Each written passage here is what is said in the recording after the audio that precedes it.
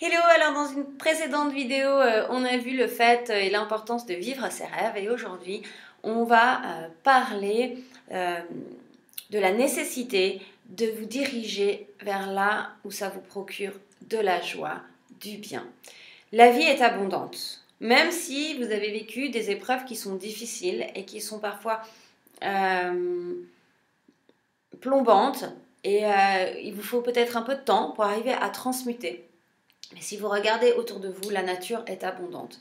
La petite fleur va pas se poser la question si elle a besoin d'ombre, et bien si elle a le droit de pousser au pied d'un arbre ou pas. D'accord. Et vice-versa, si elle a besoin de soleil, elle va pousser là où il y a du soleil et elle va pas se préoccuper de qu'est-ce que pense la voisine et est-ce que c'est bon et est-ce que j'y ai droit ou pas. D'accord. Elle va simplement se mettre dans le rayon de soleil pour qu'elle-même puisse rayonner et s'épanouir. Et en tant qu'être humain, eh bien, on a la même chose. La différence, c'est que notre mental va être bloquant et on va s'imposer des choses, on va se donner des fausses excuses d'engagement, de manque de temps, voilà, de tout un tas de choses. Pour l'avoir vécu, je vous assure que si, lorsque vous avez une décision à prendre de n'importe quel ordre, hein, même pour aller dîner chez des amis ou quoi, si vous regardez à l'intérieur de vous, est-ce que vous en avez vraiment envie ou pas, et que vous ne faites que les choses qui vous donnent de l'envie, qui vous procurent de la joie, qui vous amènent un certain épanouissement, eh bien votre vie va complètement changer.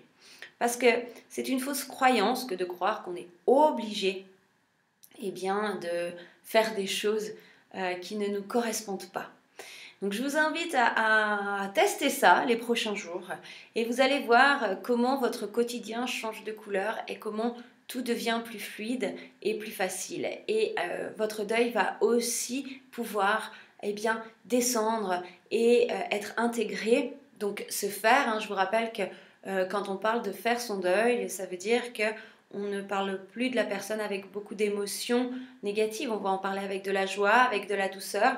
Mais voilà, c'est quelque chose où on est OK et on reprend le cours de notre vie dans la joie et dans le cheminement qui est le vôtre. D'accord.